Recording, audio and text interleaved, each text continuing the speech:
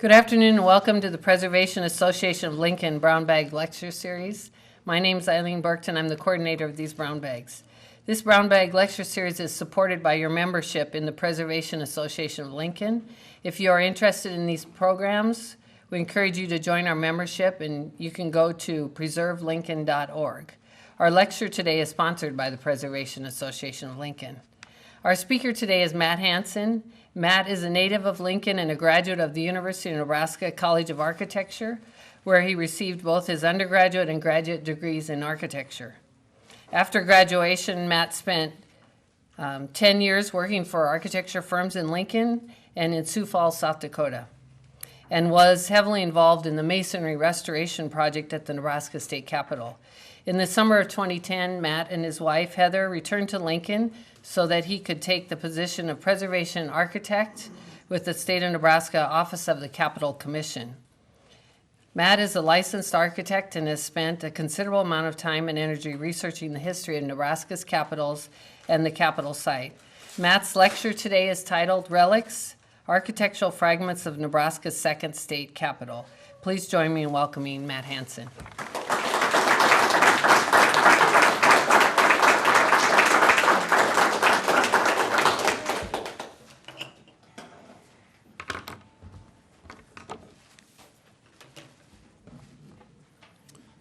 Thank you, everybody, for coming out today. Hopefully it's a little cooler in here than it is outside, but this is a great turnout for a summer lecture. So just wanted to thank you all for being here, and for those that are watching on Channel 5, hope you enjoy this. Today I want to talk to you a little bit about the history of Nebraska's capitals, but we're going to focus primarily on the second building. And we're going to talk about some of the surviving architectural relics, some fragments of the building that are still around. We're also going to ask the question of what else might still be out there that we don't know about. And we're going to wrap up talking just a little bit about the Office of the Capitol Commission's Nebraska Capitol Collections and some of the items that we're still looking for to help tell the story of Nebraska's capitals.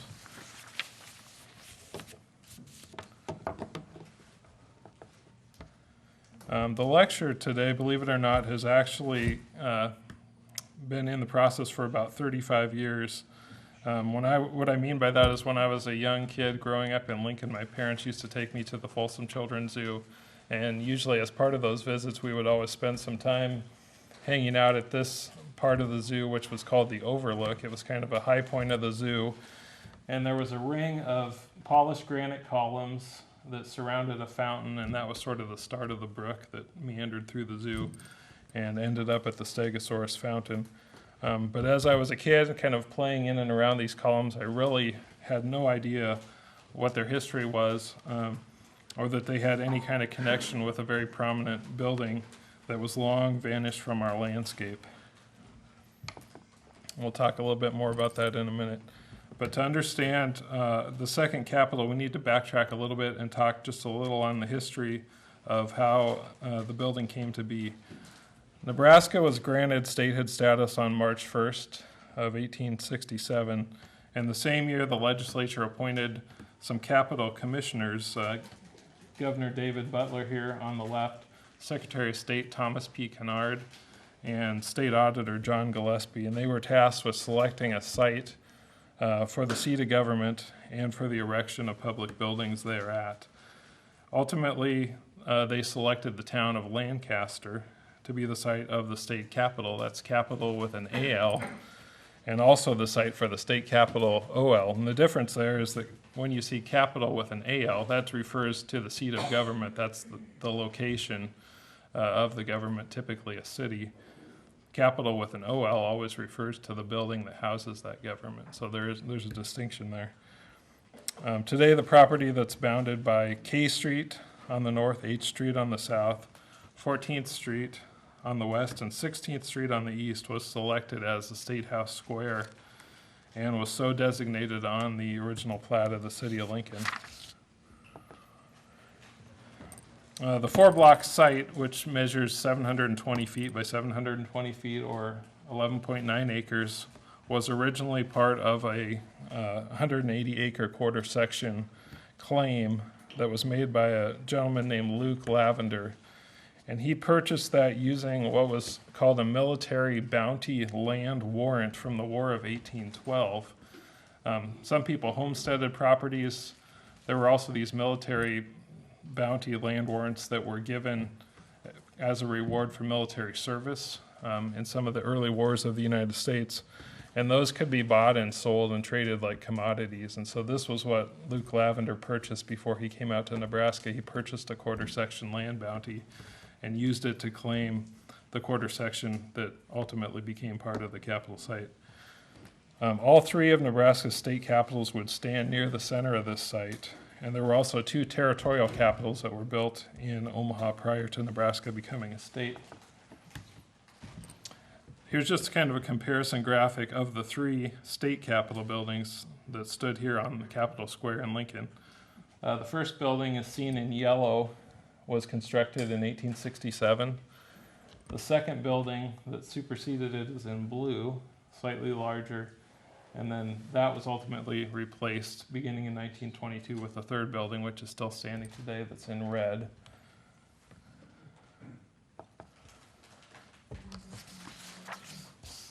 The first Capitol was designed by a Chicago architect and a professor by the name of John Morris. It was a fairly small building, but it was designed to serve the needs of government at that time.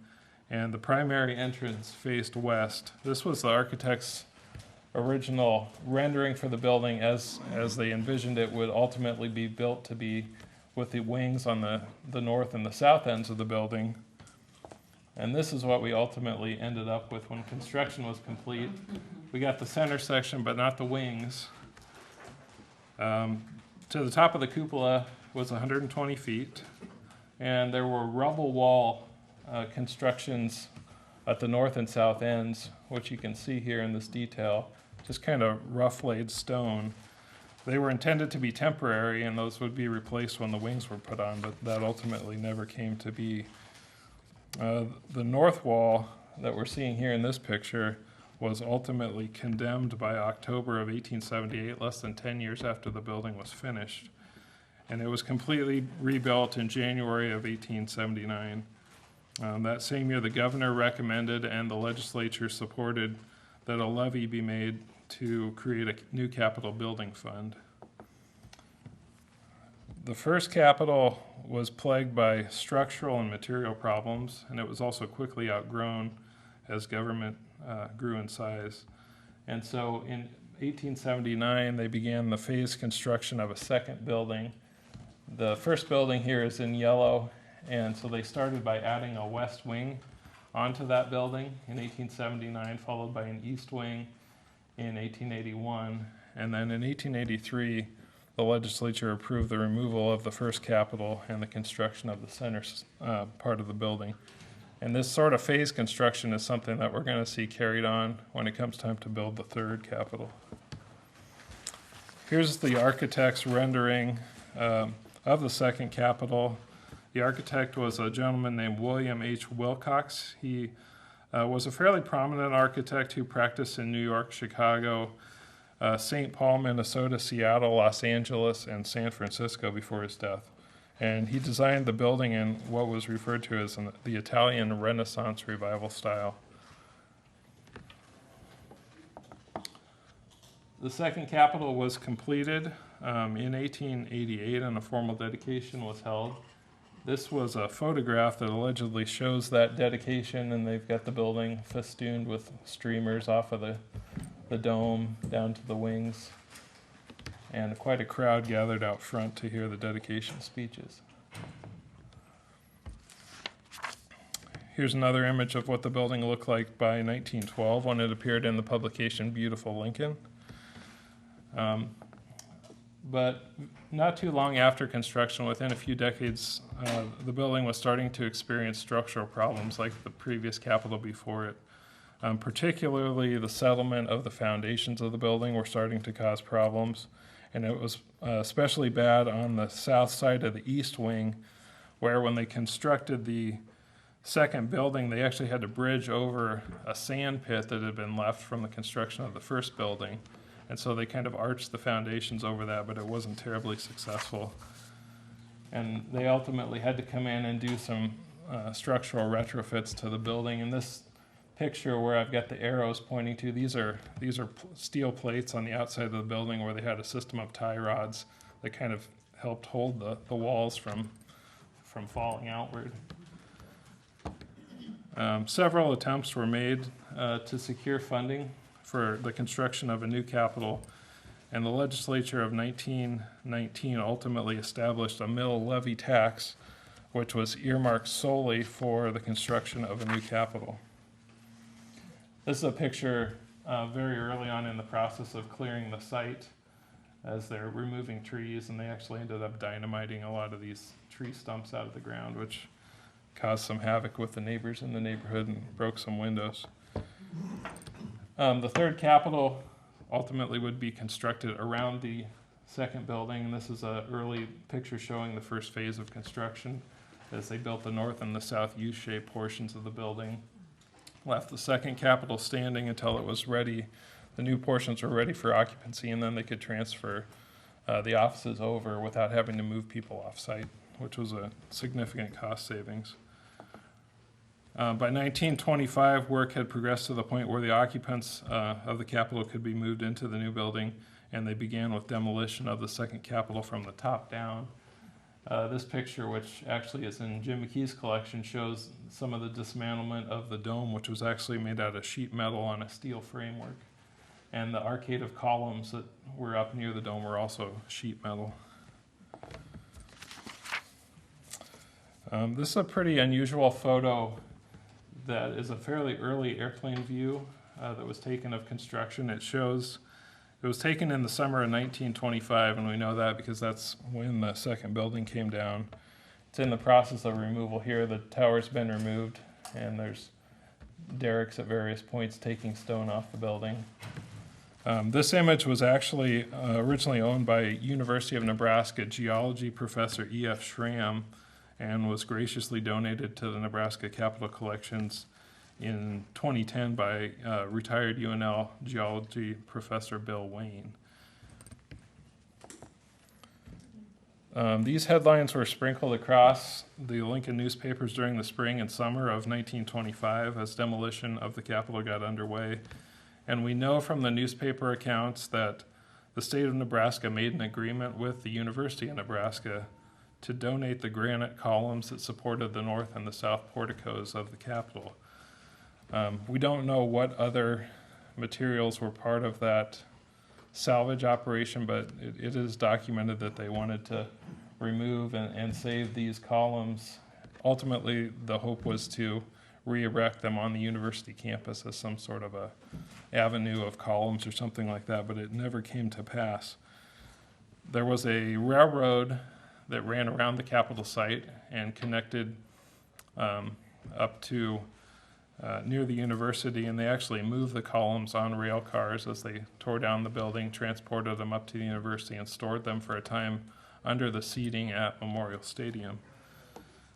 But we know that the columns and their history were largely forgotten, and at some point, and I haven't found the documentation on exactly when this happened, the columns were transferred from the university to the city of Lincoln, what today is the Parks and Rec Department.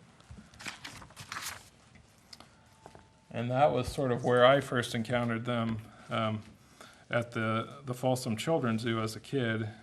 The zoo, the area that became the zoo, was originally part of Antelope Park, a city park, what's referred to as the Triangle. It opened in 1965, and its design was largely the work of renowned landscape architect Larry Anderson. 8 pairs of polished granite columns stood in a circle around a fountain at the overlook. And that fountain served as a source of the Memory Brook that ran through the zoo and ended at the Stegosaurus Fountain, which I'm sure a lot of you will remember. The paired columns remained at the overlook until about 1990, when they were removed to make way for renovations at the zoo. And the area that was the overlook today is where the main entrance of the zoo is now when you come in on the west side. The column sections with their history long forgotten were removed and transported by Lincoln Parks and Rec to their storage yard at Wilderness Park. And as I started looking into the history of these columns from the zoo, Bob Ripley at the Capitol reminded me that he'd seen some other similar pieces out at the Holmes Lake Golf Course Clubhouse. So I went out there and took a look, and sure enough, there were more of these polished granite columns that had been used as part of the structural system from that building. Oh, my pointer's not working very good, but around the perimeter, there were a number of those that were put in place. And it was timely that this happened because at that time, Parks and Rec was in the process of replacing this clubhouse, and in fact, they even had a demolition contract signed for removal of this building, but they weren't aware of the history of these pieces. So we were fortunately able to get this identification made just in time, and as part of the removal of that building, these columns were salvaged and turned over to Parks and Rec and reunited with the other ones out at Wilderness Park. So this is sort of where they are at the moment. These are large pieces. They're approximately 7 to 8 feet tall. They're big enough around that I can't get my arms around them. I'm sure they weigh at least several tons. But here's a close-up picture of what that granite looks like. It's kind of a pink body with some salt and pepper flakes in it. And as far as where these things came from on the second Capitol, here's a picture of the south elevation. And the porticos that we're talking about are framed in the red rectangle there. The columns had bases and capitals that were made out of traditional limestone and 3-piece column shafts that were made of polished pink granite. So here's those column sections as it stood on the building there. They were stacked 3 high at that time. When they were at the zoo, they were only stacked 2 high, so they didn't have a full column reassembled.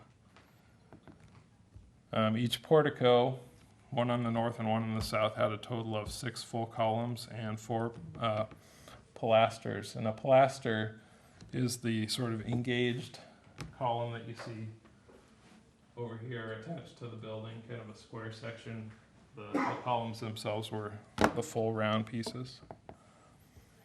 And here's just a real quick sketch of where those, again, we had limestone bases and capitals, and then the polished granite pieces in the middle. The further I dug into this, I started running across more and more fragments that turned out to be part of the second Capitol, and this was one that I literally kind of stumbled across at the Sunken Gardens, the 27th and Capitol Parkway. Turns out that it is the uppermost section of one of the column capitals from the second Capitol. The polished columns, these were the pieces that would have sat on top, and this is only a portion. There would have been about 3 different pieces that made up these massive capitals.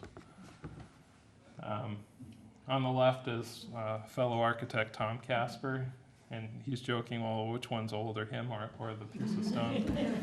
And over here on the right is my lovely daughter Meredith, who was 3 years old at the time, and we took these pictures actually just a few weeks before I realized what this stone was, or what its significance was. So that was kind of fun. And again, there's where that piece of that column capital would have fit. Okay, next I want to talk a little bit about another relic of the second Capitol, and that's the cornerstone.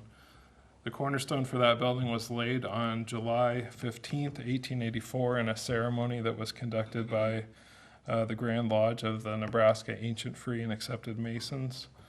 And the stone was placed at the northeast corner of the center section of the second Capitol. So if you can picture approximately where that is, unfortunately that's the best picture I could find that showed where that stone is, and it's real hard to see there.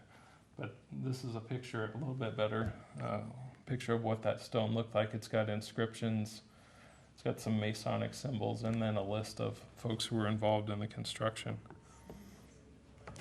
That cornerstone was ultimately removed as part of the demolition of that building, and when they set the cornerstone for the current Capitol, they took the one from the second one and placed it right next to it. So here's a picture from the cornerstone laying. This is November 11th of 1922 on Armistice Day. And here we've got a picture of some of the Capitol commissioners. The gentleman with a trowel in his hand and the top hat is Governor Sam McKelvey, who was a Mason and was also involved in helping to set the cornerstones. I thought it was kind of interesting that the Lincoln Star reported that this event was held on a Saturday, and the following Monday the workmen had to go out and remove the cornerstone for the new building because it hadn't been set very well with the mortar. So they kind of did that quietly and hopefully without too much embarrassment to the governor. But they wanted to get it right before they proceeded on with construction. So here's what the cornerstones look like today. We've got the one for the new building, the large block on your left, and then the one from the second building on the right. And you can see that this stone has been exposed to the weather for quite a bit of time, and we're starting to lose some detail. Here's a picture from 1922 on the top, and then one from 2010 below. And we're starting to lose a lot of surface area on this portion of the stone, which is of concern to our office, and so we've taken some steps to identify a process of applying a stone consolidant to this stone, which will actually, it'll penetrate the stone, it will bond the molecules of the limestone together so that we don't lose more surface area. And that treatment's actually going to take place here in a few weeks. We're just waiting on the weather to be conducive to allow that to happen. Another fragment, another relic from the second Capitol was this piece, which was discovered by architect Tom Casper in the summer of 1981. At that time, they were doing some work in the courtyards of the current Capitol. They were taking up the walkways and repaving those. And Tom was out there one day and found this piece buried in the muddy soil. All you could see was a couple of lines of it, and it just started digging, and the more they dug, the larger it got. And it turned out to be a large piece of limestone that was from the cornice of the second Capitol. You can kind of see the profile here. This would have been the upper surface, which is sloped to drain, and then the scallop designs on the edge. And that stone would have been part of this cornice that went all the way around the second building. So it's hard to say exactly where it came from. We found it in the northwest courtyard of the current Capitol, so possibly could have come, but it was a piece that obviously got dropped during demo and either went into the ground so far they didn't want to retrieve it, or they just left it in place. Here's another sort of a site find that happened during the recent masonry restoration project. The contractor found this during some excavations that happened, and we think it was near the south entrance when they were doing the wall repairs there.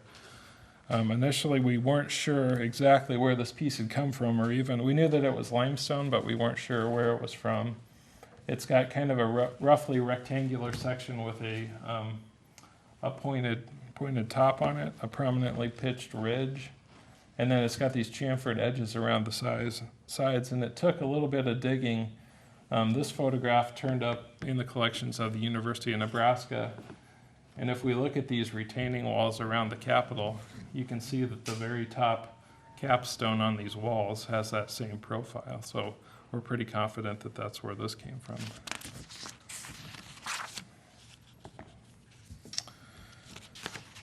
Another piece of the second Capitol that we still have with us are some paving materials. On your left is in the courtyards of the current building. We've got some red Colorado sandstone and some white marble and purple slate tiles.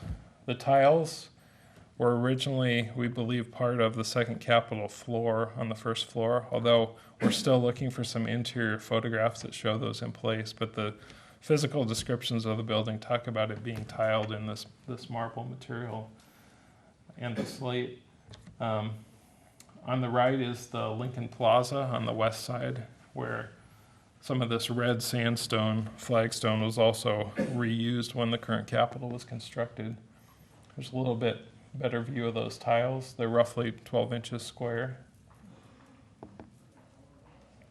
And as far as the sandstone goes, this is a picture that was taken in 1889 from the dome of the second Capitol looking to the northwest.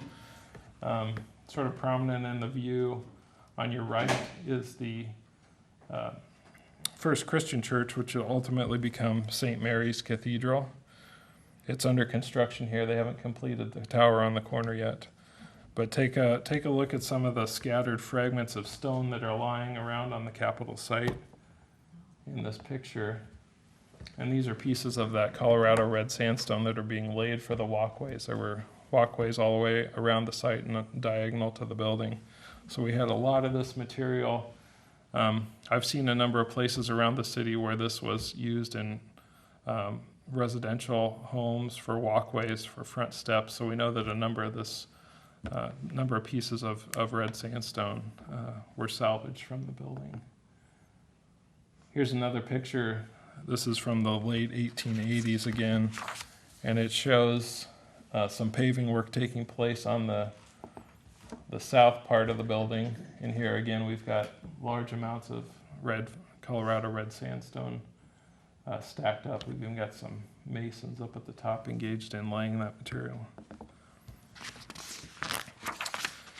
Another remnant of the second Capitol that we still have with us today is some of this Colorado red sandstone curbing. And this was fairly common all around the city of Lincoln. It was used on a lot of residential streets. And at one time, the entire Capitol site was ringed with this material. Today, we've really only got material left on the west side of the building, but our goal as the Office of the Capitol Commission eventually is to return the entire Capitol site to Colorado red sandstone curbing, and we've made an agreement with the City of Lincoln Department of Public Works that as they do street improvement projects around the city and remove this material and replace it, we're able to get that, and eventually we'll get that installed to complete the Capitol site and return it. Red sandstone is kind of temperamental in that you need to keep it as dry as possible, and so this detail on the right shows how the stone curbing, actually what you see is kind of the tip of the iceberg. It's about 18 inches deep and is set in a sand bed with drainage to get moisture away from that material, because freeze thaw is one of the things that really destroys it. So those are the pieces that we know are left of the second Capitol. There's a few more non-architectural fragments and relics out there, but what else is out there? Jim McKee just sent me kind of a tip that I followed up on. There's a piece of column. This would have been an engaged column section that's sitting along the Billy Wolf bike trail near 52nd and Roost Streets, if you can picture behind the Van Dorn Post Office roughly. It's being used as a bench. Can't say for certain that this is from the Capitol, but it certainly looks like the same limestone. And we know that there were a number of engaged columns on this building. Whether they got salvaged or not, it's very possible. I think some of the more ornate stone was probably likely to have survived. But again, the history of that piece in the park is lost at this point in time. So I want to turn and just talk a little bit about what our office does and what we're looking for to help preserve the history of Nebraska's capitals. The Office of the Capitol Commission has, as part of its mission, the preservation of materials associated with the construction primarily of the current building, but we're also interested in information about the previous buildings in conjunction with the Nebraska State Historical Society. And so we're always looking for materials for photographic prints and negatives, for architectural drawings, promotional items, ephemera, basically three-dimensional objects, light fixtures, furniture, anything with connections to the Capitol we're interested in finding out about. And we're always interested in looking for ways to add that material to the Nebraska Capitol collections. The collections were organized formally in 1991, and they provide a permanent repository for a wealth of information and materials generated during the construction of the current building primarily. Due to the foresight of supervising architect of construction William Youngkin and Capitol Commission Secretary Ann Bickert, they managed to do a remarkable job of saving the records of construction, including all receipts, pay stubs, drawings, photographs, They were almost obsessive in doing this, but we're so grateful to have that information today. When we go to do renovation projects, we can go and find out exactly what they were thinking. We have all the correspondence that transpired between the architects and the suppliers, and it's just a wealth of information. We maintain the Nebraska Capitol collections in the basement of the Capitol in archival quality environmental conditions. And they're just a priceless resource that are drawn on heavily, not only by our office, but by project consultants and members of the public who are conducting research about the history of Nebraska's capitals. And here's a little bit of information on how you can get in touch with us. We're located on the 7th floor of the State Capitol building. You can also contact us by mail or email, or we've got a website, www.capitol.org, with links to the collections and emails on how to get in touch if you have leads on any items that are out there, or maybe you have some family photographs. We're always interested in finding out family histories, or maybe somebody who worked on the Capitol, and trying to get those stories preserved as well. So please contact us anytime. And just wanted to say special thanks to some folks who helped out here. Wanted to especially thank my wife, Heather, whose support and encouragement made it possible for me to come back to Nebraska and take this position. I also want to thank my daughter, Meredith, who loves to refer to the Capitol as Daddy's Capitol. And she loves to come down and visit and run around. The Nebraska State Historical Society furnished a number of photographs that we've seen today, as did the University of Nebraska Special Collections and the Preservation Association. Thanks to them for filming this and making it available not only on Channel 5, but ultimately through YouTube. And to Jim McKee, longtime Lincoln historian and a good friend, for loaning some of the photographs that we viewed today. So with that, I think I'm going to wrap up my comments and turn it over if we still have time for a few questions, if you have any.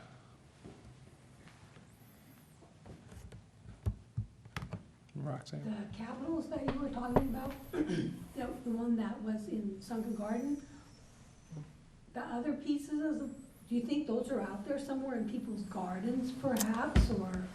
The question was whether or not we think there are more remnants of the column capitals, like the piece that's at the Sunken Gardens.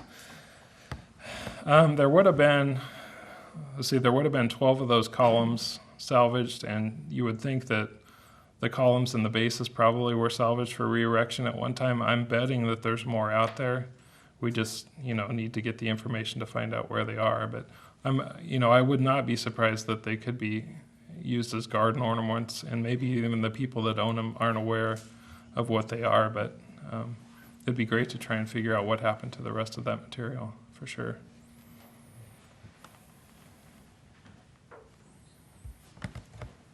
Eileen? I liked your diagrams that showed how the first capital, the second capital, and the third capital. It's the first time I've ever seen that. And I had no idea that the first capital was so small compared to the third capital. Yeah, we'll see if we can. And then even how you showed how they didn't add on to it totally. I thought that was. Yeah, the phase construction, a lot of people thought that when that was proposed for the current building that was pretty novel, but it turns out that it had been done before. And it really was a significant cost savings to the state not to have to relocate people from the site. There we go. And, I think it's kind of a reflection on the growth of state government over time, but also, even though the second building is gone, I think that what replaced it is far greater in terms of its lasting value. At least that's, we're working every day to try and preserve that. So it's sort of sad that it's gone, but I think it was a good trade-off ultimately in the end. Roxanne? Oh, I was just gonna say, so they hauled the construction rubble to the state, that's the story I tell, they hauled the construction rubble to the state fair site and used it as landfill.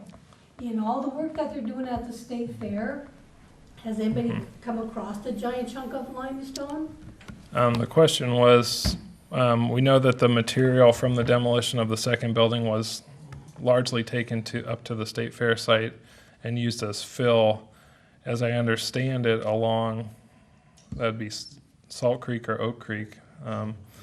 Salt Creek. And I think, you know, there would have been literally tons of stone. That's still up there somewhere. To my knowledge, the work at Innovation Campus hasn't uncovered exactly where that is, but I always thought it would be a great project for maybe the university anthropology department to do some investigations on where that ultimately ended up, because we know that they didn't transport it too far from the rail spur. Would have been too heavy. So my guess is all that's still in the ground somewhere, and we just need to figure out where it is. So more opportunities. Will you show some more pictures of the second Capitol? Because I can recall seeing this really wide-looking Capitol on A Street for a long, long time, but I couldn't think if it was part of any of that building or not. It was different stone. Was it different stone? Okay. Okay. Okay. Another piece of a column capital. It was more of a column cap from pilaster. Ah, Yeah. okay. Okay. Horizontal, probably 4 or 5 feet in width. Any other questions? If not, thank you so much again for your attention. I hope you enjoyed this.